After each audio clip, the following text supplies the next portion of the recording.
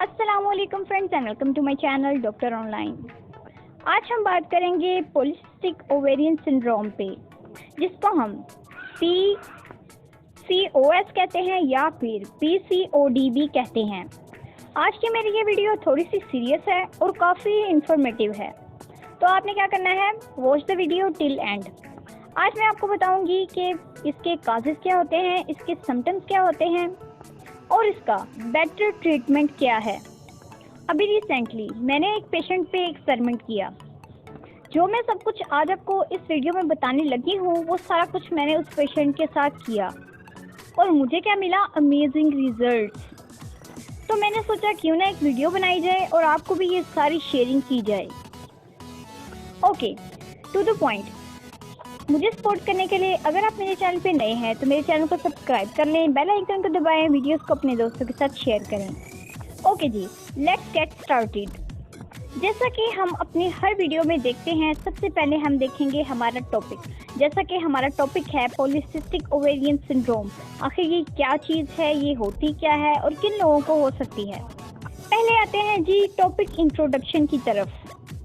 Basically females में ये जो सेक्स हार्मोन्स होते हैं हमारे, उनमें इम्बैलेंस हो जाना along with fallopian tube, vagina और यूट्रस, या फिर इन सिंपल हम कह देते हैं कि एग्स की अच्छी तरह मैच्योरेशन नहीं हो पाती, जिससे एक्टोपिक प्रेगनेंसी हो सकती है। इसके अलावा औरतें फीमेल सही तरह ग्रो नहीं कर पाती अपनी सेक्स लाइफ को, रिप्रोडक्टिव लाइफ को, यानी कि ऑफस्प्रिंग को प्रोड्यूस नहीं कर सकती क्योंकि उनके एग बड़े ही नहीं हो रहे, जनरेट ही नहीं हो रहे, या फिर हम कहेंगे पूरी तरह मैच्योर नहीं हो रहे।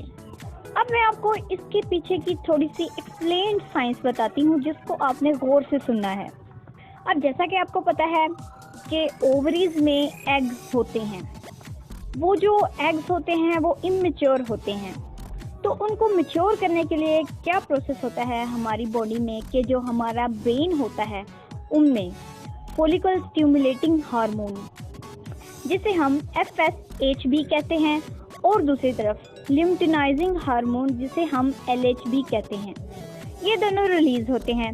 जिसके नतीजे में क्या होता है जी, इमेच्योर हुए जो एग्स होते हैं वो मैच्योर होना स्टार्ट हो जाते हैं, जो कि as a result product form में हमें क्या देते हैं, एस्ट्रोजन। और जब एस्ट्रोजन हमारी ब्लड स्ट्रीम में ऐड होता है तब इम्प्लांटेशन होना स्टार्ट हो जाती है, यानी अपना जो नॉर्मल प्रोसीजर है वो बॉडी का वो होना स्टार्ट होता है। ये सारा है नेचर के अंडर। ये तो होगी जी नॉर्मल कंडीशन जैसे होता है। और अगर ये मैच्योर ना हो तो मतलब आपको इम्प्लांटेशन की तो समझ आ गई होगी, मैंने अपनी पिछली वीडियो में भी बताया है, लिंक डिस्क्रिप्शन में आप वहां से देख सकते हैं। लो जी, ये जो फॉलिकल्स या फिर हम इमेच्योर एग्स कहेंगे, ये हर साइकिल पे मंथ आफ्टर मंथ फिर टूटना शुरू हो जाते हैं, जिसकी वजह से नतीजा ये होता है कि पीरियड्स होते हैं, और जिनको नहीं होते वो इम्प्लांटेशन की तरफ जा रही होती हैं फीमेल्स। अब ये बात होगी जी एक, ये है नॉर्मल। पॉलीसिस्टिक ओवेरियन सिंड्रोम हमें क्या है कि उसकी कंडीशन क्या होती है कि जैसा है हमें नेम से ही पता चल रहा है, पॉलीसिस्टिक मतलब पोली काफ़ी ज़्यादा, डिफरेंट, सिस्टिक सिस्ट बनते हैं, ओवेरियन ओवरीज में, सिंड्रोम मल्टीपल। आगे समझ। जैसा कि मैंने आपको पहले बताया कि जब एस्ट्रोजन लेवल होगा इंक्रीज, यानी वो डिस्चार्ज होगा, तब क्या होगा जी, सेक्स हार्मोन, तब हमारा इम्प्लांटेशन स्टार्ट होती है। अब जी PCOS में क्या होता है कि जो हमारे ब्रेन है, ब्रेन में जो रिसेप्टर्स होते हैं, पिट्यूटरी ग्लैंड स्पेशली, वो क्या करता है जी, FSH को रिलीज़ नहीं करता और लिम्फेनाइजिंग हार्मोन जो होता है LH को ज़्यादा रिलीज़ कर बैठता है, मतलब इम्बैलेंस हो गया। वो आगे ब्लड स्ट्रीम में जाता है, जैसे ही फॉलिकल्स को लगता है, उसके बाद क्या होता है कि जी फॉलिकल्स या फिर एग जो इमेच्योर होते हैं वो मैच्योर हो ही नहीं पाते, जिसके नतीजे में क्या होता है, एस्ट्रोजन भी रिलीज़ नहीं होता। अब मैंने आपको पहले सारा एक्सप्लेन किया है कि एस्ट्रोजन नहीं रिलीज़ होगा तो इम्प्लांटेशन इम्पॉसिबल है। इस सारे प्रोसेस को, जो मैंने आपको सारी कहानी सुनाई है, इसको हम कहते हैं पॉलीसिस्टिक ओवेरियन सिंड्रोम। अब ये सारी कहानी हो गई। अब मैं आपको बताती हूँ आगे की कहानी, लेकिन वो ऐसी बोरिंग नहीं है। मुझे पता है आजकल हम बहुत ही जल्दी के आदी हैं, तो ये थोड़ी सी आगे मैं आपको बहुत इजी साइंस नहीं समझाऊंगी, थोड़ा सा इजी से आपको बताती हूँ। आजकल पूरी दुनिया में 10 में से एक खवातीन में से एक ऐसी औरत होती है जिसको पॉलीसिस्टिक ओवेरियन सिंड्रोम हुआ होता है। तो आप सोचें फिर ये कितना सीरियस मसला है। इस पर मैंने इसलिए रिसर्च अच्छी तरह की और आपको अच्छी तरह एक्सप्लेन कर दिया।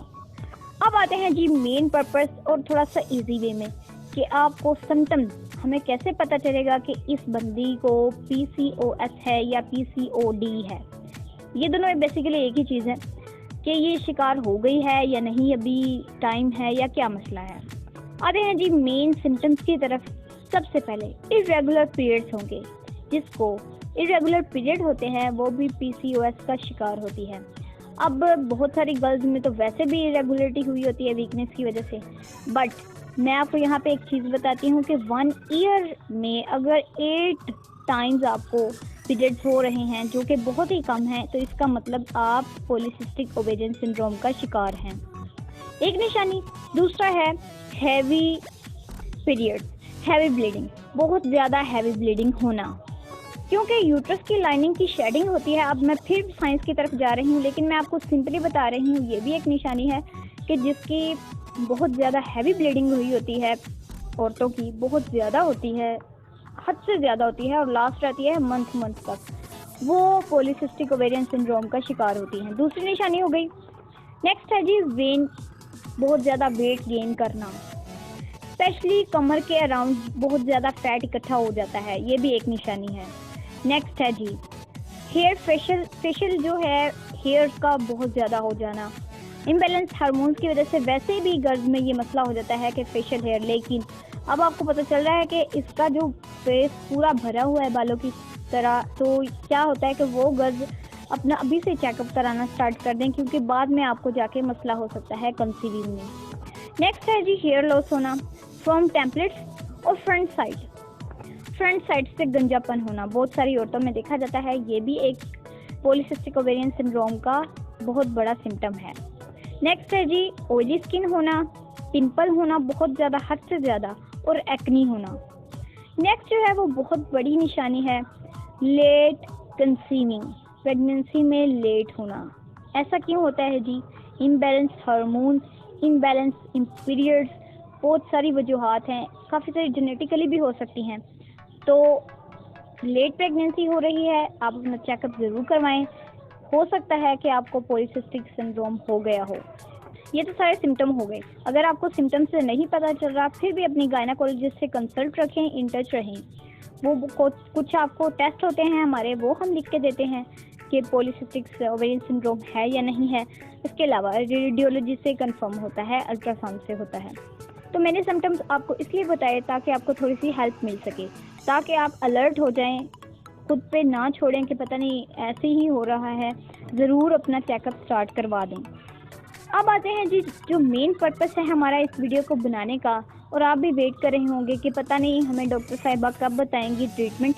अब आते हैं जी मेन पर्पस की तरफ। पॉलीसिस्टिक ओवेरियन सिंड्रोम का 2 तरह से ट्रीटमेंट किया जा रहा है अभी प्रेजेंट तौर पे। कुछ लाइफ स्टाइल चेंज करके एक प्रोसीजर ये है, दूसरा है मेडिकेशन के थ्रू। फर्स्ट है जी जो पहला मेरा बहुत फेवरेट है, इससे बहुत फ़र्क पड़ा। जिस पेशेंट को भी मैंने कहा उसने ये किया तो उसको बहुत ज़्यादा फ़र्क पड़ा। बहुत ही सिंपल है। आते हैं जी मेरी टॉप टिप्स की तरफ। Healthy diet.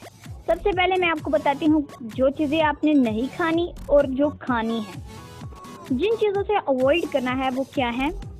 All sweet food, जैसे cold drinks, coffee, chocolate, butter, as you know, all you know, better आप जान सकते हैं। बट जो स्वीटनर्स इसमें ऐड होते हैं, जो भी चीज़ें होती हैं वो हमें नुकसान पहुंचा सकती हैं। फिर है जी मैदे से बनी हुई सारी चीज़ें, ये भी बिल्कुल मना है, बिल्कुल भी नहीं खानी। जैसे मैं आपको हर वीडियो में बताती हूँ, all junk food, fast food बहुत ही ख़तरनाक होता है, स्पेशली उन पेशेंट्स के लिए जो कि पॉलीसिस्टिक ओवेरियन सिंड्रोम के शिकार हैं। अब आते हैं जी वो चीज़ें जो आप खा सकते हैं।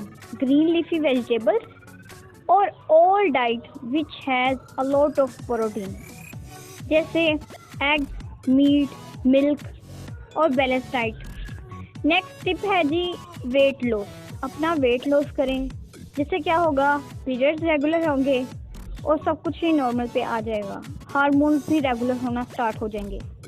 नेक्स्ट, एक्सरसाइज करनी है, आप कोई भी कर सकते हैं।